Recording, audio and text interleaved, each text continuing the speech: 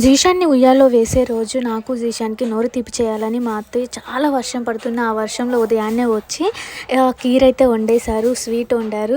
దానికోసం పాలని స్టవ్ మీద పెట్టేసి అవి కాగేలోపు పక్కన ఇంకో బౌల్‌ని పెట్టుకొని అందులో నెయ్యి వేసి జీడిపప్పును వేగించి పెట్టేసుకున్నారు. అందులోనే మళ్ళీ బొంబాయి రవ్వ కొంచెం వేసి అది కూడా కొంచెం ఫ్రై చేసేసుకున్నారు. అది కొంచెం బ్రౌనిష్‌గా రాగానే అందులో పాలు పోసి ఆ పాలల్లో ఆ బొంబాయి రవ్వని బాగా ఉడికిచ్చారు. దాన్ని మొత్తం పాలన్నీ తెరలే వరకు ఉడికిచ్చారు. ఆ పాలన్నీ తెరిలిన తరువాత అందులో పంచదార, ఇంకా ముందుగా మనం తురిమి పెట్టుకున్న ఎండు కొబ్బరి ఉంటుంది. ఎండు కొబ్బరి కావచ్చు, పచ్చి కొబ్బరి ఏదైనా సరే ఆ పచ్చి కొబ్బరి కానీ, ఎండు కొబ్బరి కానీ అందులో వేసేసుకొని యాలకుల పౌడర్ కూడా వేసేసుకొని బాగా కాచారు.